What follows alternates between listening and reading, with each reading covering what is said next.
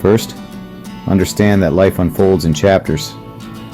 Each chapter is a predictable sequence of 4 phases. Limbo. You don't know what to do or what you want. Vision. An image for the future forms. You act on a new path. Momentum builds. Flow. You can't pull yourself away from the goal you're pursuing. Resistance. Exponential progress doesn't last forever, but you don't want it to end, often to your own detriment. But most people get stuck in the limbo phase. Your entire life you've been trained to follow a script. You're used to the linear results of schools and jobs. You're used to someone else giving you your certainty. But when it comes to living an unconventional life, because that's the only way to get unconventional results, you interpret feeling lost as a bad sign. So you jump ship and return to the comfortable life that was planned for you in a system that only cares for its own benefit. And that's probably why you're reading this. You hate the thought of ending up like everyone else. But that means you're on your own. You feel like you're lost in a dense forest. You can't see anything through the trees, so you don't realize there's a path 5 yards away that leads to the top of the mountain's peak. The worst thing you can do in this situation is nothing. Here's how you get out. You can use it to guide you through implementing this letter. It's pretty sweet. How to collect vision. Your mind makes sense of the world in stories. That's why you feel lost.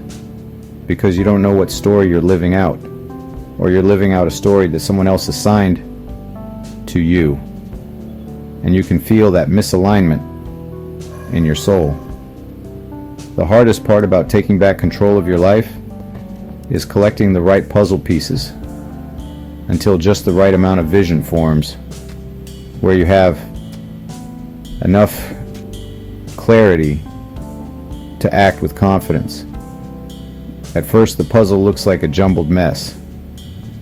Your brain can't make sense of it. You get stressed and worried, which leads to a narrow and negative mind, which makes it painstakingly difficult to notice new opportunities. That's why you feel stuck. So that's step 1. Give yourself permission to allow your life to get worse. Weren't expecting that? Let me explain. The reason you feel lost, dull, or even lifeless is because you don't have a clear goal to work towards. But you don't know what you want. Since you feel lost and your mind is turbulent, a clear goal is the last thing your mind will be able to think of. And you'll often make excuses as to why that isn't the right one to pursue. The thing is, goals don't exist in isolation. A strong, purposeful goal is the result of the exact opposite, a negative outcome that you will fight tooth and nail to avoid. And once you've experienced that outcome firsthand, you'll do anything to not relive it. You need a problem to solve, an enemy to attack. And when you have something to avoid, your goal increases in both gravity and clarity. So that's where you turn your focus. Ask yourself, if I keep doing the same things, where will my life end up? Sit with that thought. Really sit with it. Let it consume your mind. Because when it starts to take over, your mind will be hungry to learn, experiment, and grow. How to change your mind. You act the way you do right now because you already have a goal. That's how the mind works. Your mind is a goal-striving machine that perceives the world in a way that allows it to collect useful information to achieve that goal. The thing is, you're unconscious of what goal you're pursuing, and it's ruining your life. Aristotle believed that the final cause of a situation is the ultimate purpose. or end goal for which it exists. In Adlerian psychology, with a focus on teleology, we are not pushed by our past, but pulled by our goals. We act in a way that is beneficial toward the aim in which we're directed, as Jordan Peterson would probably put it. In other words, and this is a mind bender for many, you are in your current situation because you want to be, but that's unconscious to you, and you probably won't believe it at first.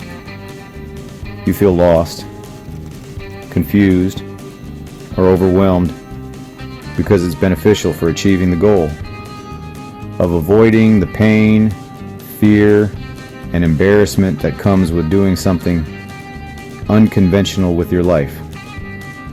You have already primed your mind for change by gaining complete awareness of the negative outcome of your life. Now, to change your mind completely, you need to immerse yourself in new sources of information, to discover the puzzle pieces that lead to clarity, read new books, talk to new people, follow new accounts, visit a place you've been wanting to go on a long walk, and throw on a podcast. Take a course on a new skill to enhance your career, or start a business, or turn AI into your focus coach or strategic advisor using this free mini course I put out last week on how I systemize my life with AI. It doesn't really matter what information you consume, as long as it's something that has the potential to spark change. When your mind is in a state of wanting to avoid the current trajectory of your life, the new goal, this is when true learning occurs. You will feel the dopamine spurt into your brain when you find a potential opportunity to pursue. Within a few weeks, you should have some idea of the life you want to live. You have a map, but now comes the territory. Gamify your life. Your mind runs on a storyline. Games are pre-constructed stories with certain mechanisms that narrow your focus and make progress enjoyable. When you play a game, there are a clear hierarchy of goals so you know how to win. Direct feedback so you know when you are making progress. Rules that add a sense of challenge and skill development. All of these are core components of flow psychology. And flow is the state of optimal experience that we often crave or become addicted to. Social media, gaming, and entertainment companies spend billions upon billions of dollars on constructing the most addictive information that leverages these things. What most people don't realize, however, is that you can replicate this same effect in your life. Instead of the illusion of progress and improvement, you become someone new in the process. Here's how to gamify your life. Design the game. First, understand that most people have a mediocre definition of a goal. A goal is an aim. A goal is not something that you must achieve at all costs. A goal is a lens from which to make decisions. The goals themselves are supposed to change and evolve as you become more experienced. Most people write off the following list as something that doesn't work when it isn't supposed to be set in stone. Create a hierarchy of goals composed of an end goal, long-term goals, and short-term goals. Create the rules. What are you not willing to sacrifice in your life to make progress toward the end goal? Health, relationships, long working hours, etc. Use quantifiable priority tasks as feedback loops, like writing 1,000 words a day, reading 10 pages, or reaching out to 5 potential clients. Your life loses the spark of novelty and pattern recognition when you have a vague or unconscious story you are living out. When you create the order your mind craves, chaos is much easier to keep at bay. Create a tutorial phase. In a game, you learn by doing, not by studying endless tutorials or observing gameplay. You can study tutorials, of course, but if you haven't even started the game, then it is not learning. It is entertainment. When you watch a tutorial after playing the game, you can spot strategies and tactics to experiment with the next time you play. Start playing the game. Don't worry if you aren't absolutely confident in whether it's what you want to do for the rest of your life, because you figure out what you want to do by error correcting. You can't correct an error that doesn't exist. Once you are playing, and only once you are playing, supplement your mind with education on two things. The fundamentals. Most success is not getting distracted from these. Specific solutions, an intentional search for an answer. Once you can't make progress by your own knowledge or intuition.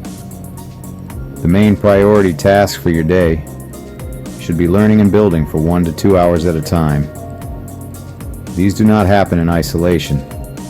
For those who haven't made AI a part of their life yet, this is arguably the best use case for it, to get unstuck. If I'm creating something in Photoshop and get stuck, I can simply ask AI to teach me how to do the next step. If I don't know why I'm stuck, I can give AI everything about the situation and ask it to identify my blind spots. Stay at the edge of the unknown.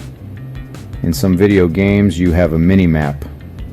The map is dark in places you haven't explored and visible in places you have. This indirectly represents two things in the game: your experience and skill level. Usually, the dark places have higher level monsters, quests, and challenges. If you were to somehow get to them as a low level, you would either be killed immediately or would spend your time outrunning people. That isn't fun. On the flip side, if you never explore the dark places, you get bored. Again, not fun. You've done everything already. You can kill monsters with ease and don't have any more quests to do. In reality, you get anxious when you don't know how to take on a task, or you get bored when you keep doing the same tasks. To stay in the range of optimal experience, enjoying your life, you need to consistently cultivate your skill set and take on higher challenges. That's where the meaningful flow of information is maximized. That's where you feel as if you are always learning something new. That's where your life becomes an enjoyable blur of progress, a spiritual state of clear perception where things just feel right. The golden days. This is also why a 9-to-5 job is a great stepping stone, but is often a death sentence. You learn and progress until you're stuck doing the same thing over and over again. That's not a meaningful way to live. It psychologically castrates you and bleeds into all areas of your life. It is difficult to give advice for what to do here, but if I could suggest something, every week or month, slightly increase the challenge of what you do. This does not mean adding more work. It means treating what you do like lifting weights in the gym. You don't jump up by 50 pounds. The most developed lifters know that adding the smallest 2.5-pound plate every 1 to 2 weeks is how they see the most progress and stay addicted. I hope this video was helpful. Let me know if it was. See you soon.